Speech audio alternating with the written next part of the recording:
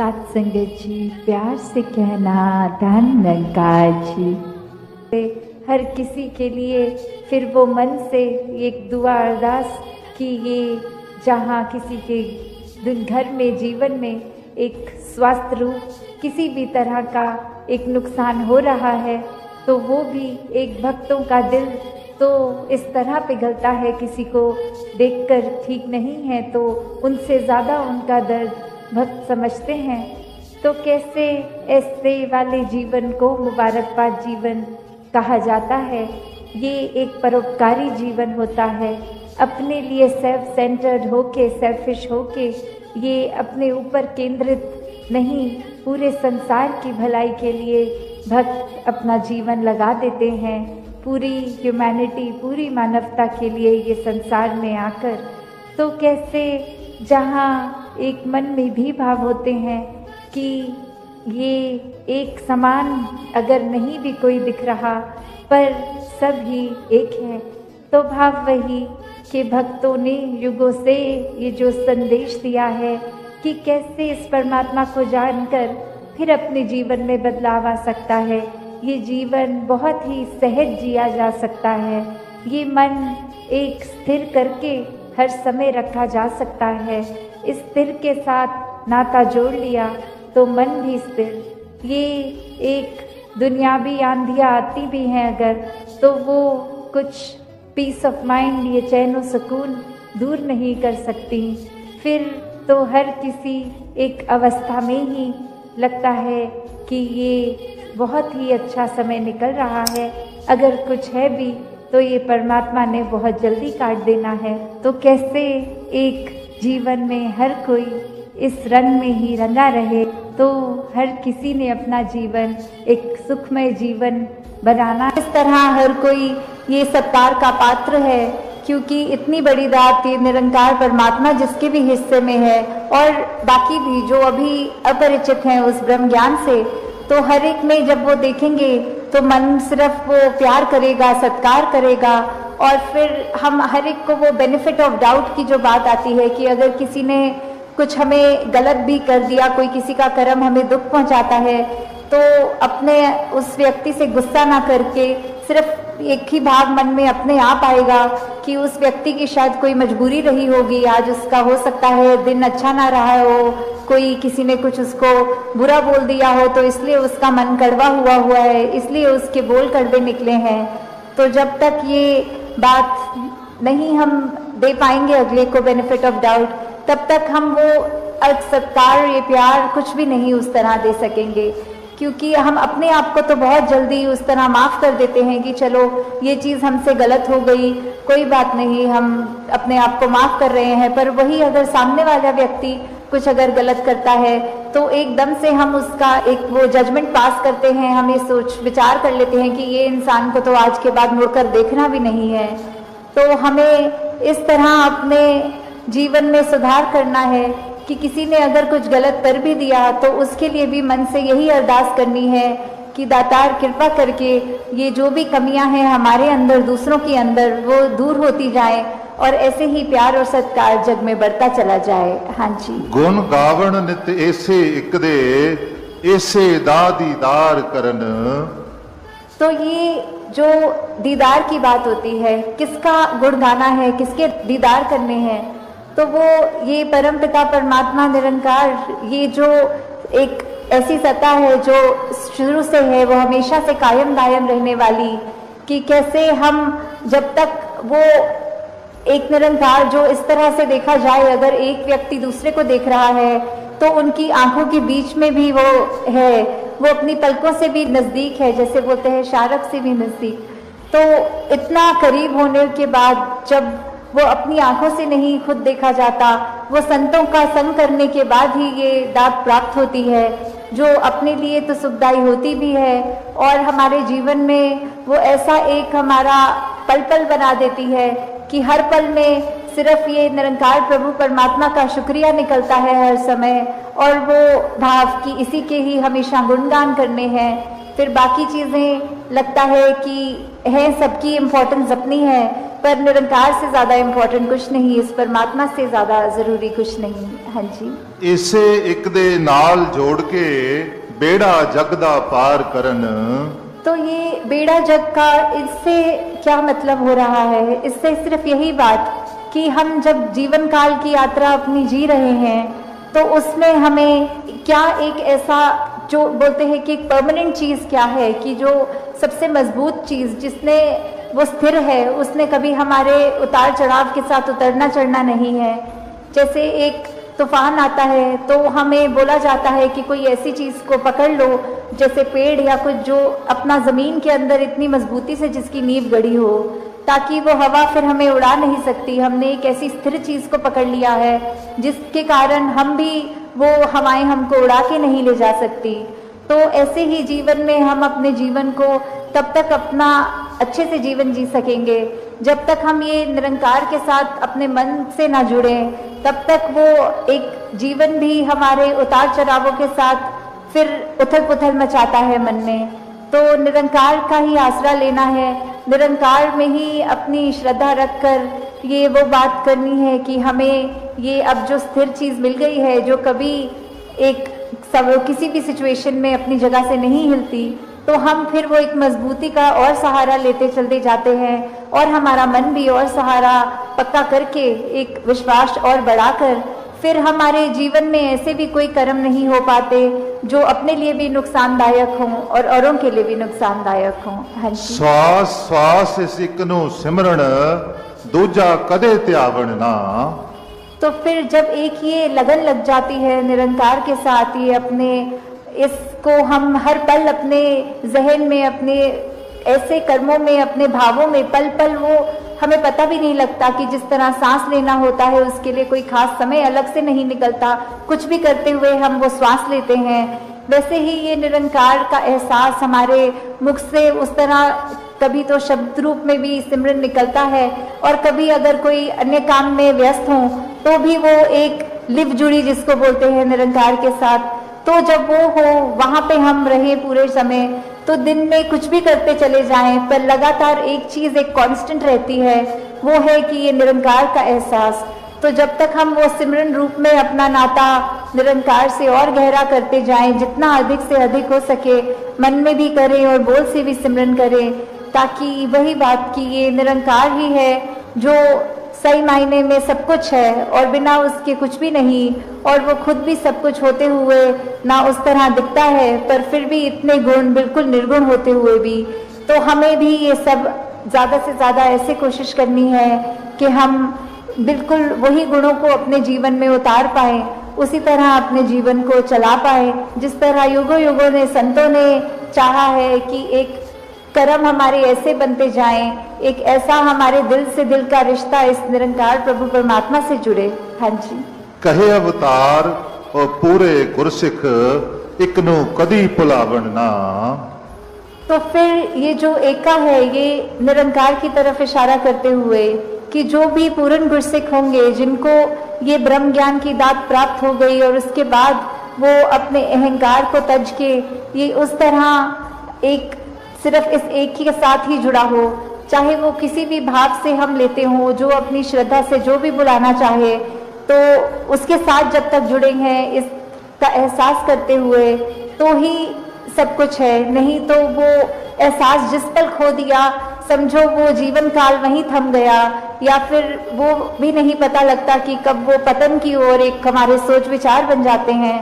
तो हमें किस तरह ये अपने अंदर और मेहनत करनी है कि बस ये एक जो है इसी के साथ और जुड़ते चले जाएं, इसी के साथ अपना हर पल इस तरह बिताएं कि जैसे एक मछली होती है जब उसको पानी से बाहर निकाल दिया जाता है तो कैसे तड़पती है, वैसे ही जिस पल हमें इस निरंकार का चेता भूले उसी समय ये तड़प अंदर से अपने आप वो लिव वापस जोड़ दे। तो इस तरह कोशिश करके अपने जीवन को हम एक उस तरह ढालें कि किस में हमें, जहाँ ये निरंकार प्रभु परमात्मा जो अंगसंग है, सदा है, कायम है और उसको ना कोई काट सकता है ना उसको कोई गीला कर सकता है, एक ऐसा परमात्मा जो शुरू से था और अंत तक है और उसका कोई अंत ही नहीं है, तो वैसे ही हमें भी उसके साथ जुड़ते हुए अपने जीवन को भी और सुधारना चाहिए। आपका ये निरंकार के आगे अपनी अहंकार को तजते सिर्फ एक वो शीश झुकाकर, एक चेहरों पे मुस्कुराहट रखकर, ये जो अंदर और सीखने की भावना की एक गुरसिक का तो जीवन ही यही है कि हर पल सिर्फ सीखना ही सीखना है, तो वो उसी भाव से जब एक मर्यादित रूप में सत्संग होती है और सारी वो बातें सबकी सुनी जाती हैं, तो अपना मन जहाँ हमारा और साफ होता जाता है, जीवन में अच्छे गुण आते रहते हैं और उसी तरह हम एक और खूबसूरत ये इंसान बनते हैं। हम खुद भी इस मिशन के साथ जब जुड़े हैं तो ये निरंकारी मिशन का हम तो कुछ घंटों की एक नहीं होती, एक भक्त तो पूरे दिन का भक्त है, पूरे जिंदगी का भक्त है। जिस प्रकार कोई स्टूडेंट होता है तो सिर्फ पहली कक्षा से 12वीं कक्षा तक, चाहे वो स्कूल का दिन हो या संडे की छुट्टी, कहलाता तो वो स्टूडेंट ही है। तो वो इसलिए नहीं कि सिर्फ स्कूल की बिल्डिंग के अंदर है तो स्टूडेंट है, नहीं, जब वो अपने घर में भी खेल कूद कर रहा है तो भी स्टूडेंट है। तो हम किस श्रेणी के भक्त हैं? अक्सर हम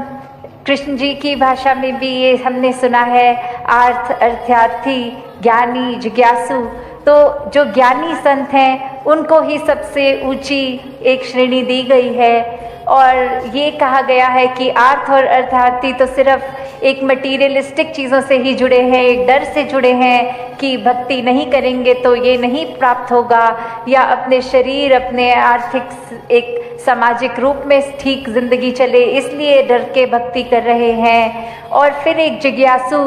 कैटेगरी आती है जहाँ एक ये अंदर मन से कि ये परमात्मा क्या है, हम क्या हैं, हमारा इस परमात्मा को जानना क्यों ज़रूरी है, ये परमात्मा कहाँ है, ये कैसा है। जब वो श्रेणी आ जाती है, उसके बाद जब ब्रह्म ज्ञान की प्राप्ति हो जाती है तो वो उत्तम ज्ञानी भक्त, तो दातार कृपा करे हर एक पे कि हर कोई सिर्फ वो उस तरह का ही हर समय का ही सेवक बना रहे, हर समय का ही भक्त बना रहे, हर समय का ही ब्रह्म ज्ञानी बना रहे। कुछ समय अपनी सुविधा अनुसार नहीं, 24 घंटे तो दासी और समय ना लेके तो करते हैं, पर उसके ही रंग में रंगे रहेंगे अगर हर समय, तो ये जो असली दात है, जिस तरह ये जगह का नाम भी हमीरपुर है, तो हम अमीर, तो कैसे एक ब्रह्म ज्ञान की दात जब मिल जाती है तो वो सच्ची अमीरी है। नहीं तो संसारिक ये माया ने तो आज टिकना है, कल नहीं टिकना।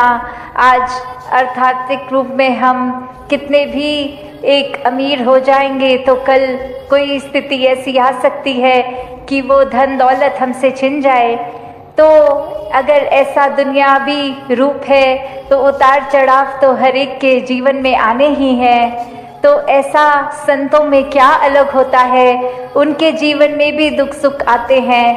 पर फर्क यही कि संत हमेशा इस प्रभु परमात्मा को अपने मन में बसाते हैं, तो कुछ समय के लिए नहीं, वो 24 घंटे पूरी जिंदगी के लिए परमात्मा दिल में बस जाता है। और जब ये परमात्मा दिल में होता है तो एक जीवन में कुछ भी घटता है, मन इस परमात्मा पे जो हमेशा एक स्थिर है, परमात्मा अपने स्थान से हिलता नहीं है। बाकी दुनिया की कोई भी चीज़ देख लें, पूरे ब्रह्मांड की, वो हिलता ही रहती हैं सब। तो कैसे ये परमात्मा, ये स्थिर पे जब हम मन टिका लेते हैं, इस स्थिर के साथ जुड़ के खुद भी स्थिर अवस्था प्राप्त कर लेते हैं, तो दुनियावी रूप पूरे दिनचर्या में कुछ भी होता रहे, मन डगमग नहीं करता, मन समय के और स्थिति के अनुसार बहुत ही अपने मन को डुबाता नहीं है। अगर बुरी एक घटना घट जाए या बहुत ही बावले रूप की तरह खुशी भी नहीं मनाता। क्यों? क्योंकि ये स्थिर के साथ जब जुड़ जाते हैं, मन बहुत ही सहज हो जाता है। फिर एक गोइंग विद द फ्लो वाली बात आ जाती है कि कैसे ये परमात्मा ही जो हर चीज़ का करता है, जब मन इस पे टिका लिया, एक अपने आप को इसके हवाले कर दिया, तो फिर ये बात कि ये जो भी कर रहा है इसका किया सब पूर्ण, सब परफेक्ट एकदम है, तो फिर एक चिंता मन में उस रूप में नहीं आती। फिर यही बात कि जो ये कर रहा है इसी की रज़ा में राज़ी हैं हम, तो फिर एक कुछ भी हमें मन को खट्टा करने वाली बात नहीं लगती। कोई भी स्थिति एक ऐसी नहीं लगती कि ये परमात्मा ने जीवन में क्यों डाल दिया, या ये ऐसे करता परमात्मा तो ज़्यादा बेहतर होता। नहीं, भक्त तो हमेशा यही कहते हैं तेरा भाना मीठा लागे, कि कैसे एक जीवन में कुछ भी है ये चाहे खट्टा भी है तो भी मीठा लगता है। सिर्फ ये कोई एक एक्टिंग रूप नहीं है, ये भक्तों के मन की अवस्था है। तो अगर ऐसे मन की अवस्था हर कोई चाहता है कि हो तो वो संभव है सिर्फ और सिर्फ इस ब्रह्म ज्ञान द्वारा।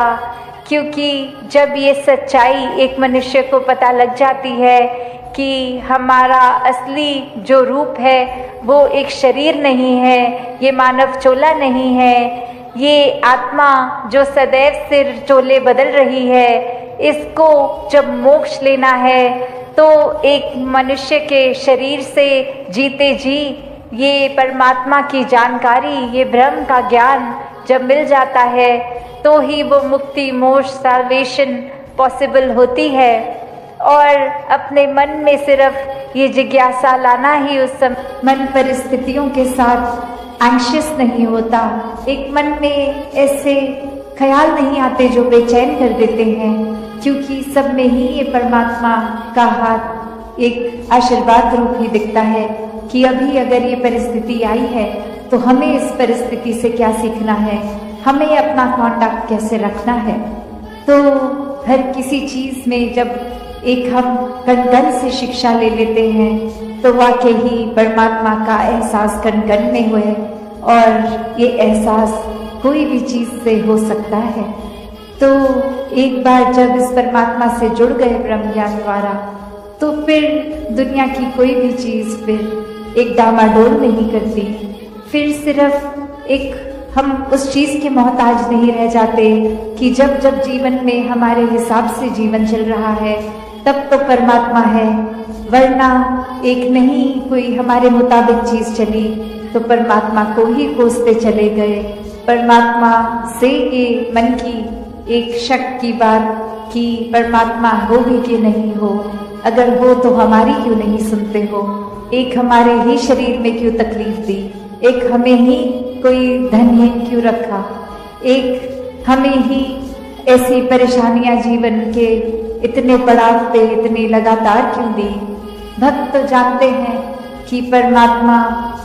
का होना ही सच्चाई है, परमात्मा द्वारा हर पल जीवन का ये प्रसाद रूप है। इसको अब कैसे निभाना है वो हम पे है, एक हमारी चेतनता उसको प्रयोग में लाना है कि कैसे एक कर्म जहाँ करने की आज़ादी है वहाँ किस तरह चुनाव करना है, कि किस समय में कौन से कर्मों को करना है। और उत्तर बहुत ही सरल कि हम कर्म भी वो करते हैं जो हमारी सोच बन जाती है, जो चरित्र बन जाता है, जो बोली भाषा जैसी बन जाती है। तो बात वही कि जब ये परमात्मा को ही मन में बसाएंगे तो हर पल इसी का शुक्राना होगा, इसी का एहसास होगा और इसी परमात्मा के ऊपर जीवन आधारित होगा, तो कर्म भी बहुत पावन बन जाएंगे। एक पूरी दुनिया के लिए एक दिल से सेवा होगी,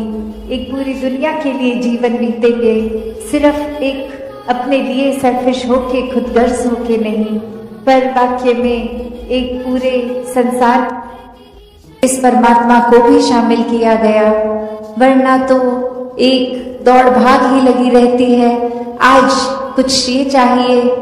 कल कुछ और चाहिए, आज ये जो मिल गया कल फिर प्रार्थना कि इसको बदल दिया जाए। इस तरह नहीं हो जीवन। एक उपलब्धि है तो इतने सालों से उसी उपलब्धि में है, कोई प्रमोशन नहीं हो रहा। एक उस तरह की इच्छाएं चाहे छोटी सी हो,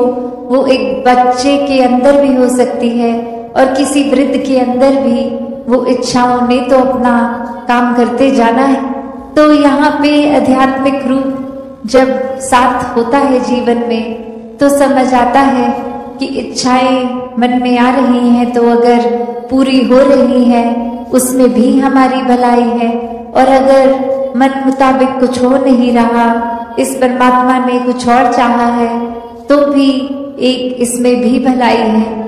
तो कोई संकीर्णताओं में, कोई छोटी छोटी चीजों को पकड़ के भक्त नहीं बैठते। भक्त भी इस परमात्मा की तरह विशाल होते हैं, अपने मनों को विशाल कर लेते हैं कि ये जीवन में इस तरह छोटी बातों में उलझना नहीं है, ये नफरतों के कारण नहीं बनाने, जीवन में सिर्फ एक बहते जाना है इस परमात्मा की रजा में, इस निराकार की रजा में, हर पल में शुक्राना भाव लेकर ये जीवन को जीते जाते हैं। और हर समय यही सिखाया है भक्तों ने कि ये समाज में, घर परिवार में, गृहस्थ में रहकर ही भक्ति को करना है। इस निरंकार, इससे जुड़कर ही ये मानवीय गुण हमेशा हमारे अंदर रह पाएंगे। वो गुणों को हमें एक अपने आप को याद नहीं कराना पड़ेगा, बट एक ऑटो पायलट मोड पे हमारा एक पल पल का नेचर ऐसा बन जाएगा कि सिर्फ और सिर्फ हम इस संसार में अच्छे ही गुणों को चुनेंगे, लोगों के अंदर कमियां नहीं देखेंगे, उनकी सिर्फ अच्छाई देखेंगे, अपना दिल को इतना विशाल कर पाएंगे। हम कैसे फिर अपने आप में ही एक, जिस रूप में परमात्मा ने हमें बनाया, God made man in his own image, तो कैसे वही इमेज को हम अपना पल पल एक संवारने के लिए ही उस पे काम कर सकते हैं। कि एक जो जानवर होते हैं वो तो फिर भी they stay truth to the nature, कि अगर कोई शेर है तो उसने एक अपना शिकार ही करना है, उसका नेचर है। अगर कोई चिड़िया है उसने उड़ना है, उसका स्वभाव है। तो उस नाते तो ये इंसान का स्वभाव एक मानवता थी, मानवता ही उसकी असली पहचान, उसका असली धर्म। तो फिर क्यों ये एक पशु बनता जा रहा है? अगर देखा जाए तो एक पशु की कीमत होती है, अगर एक शरीर मृतक हो जाए एक इंसान का और जानवर का, तो भी देखा जाता है कि कैसे एक हाथी के चाहे दांत की बात करें, वो आइवरी महंगी,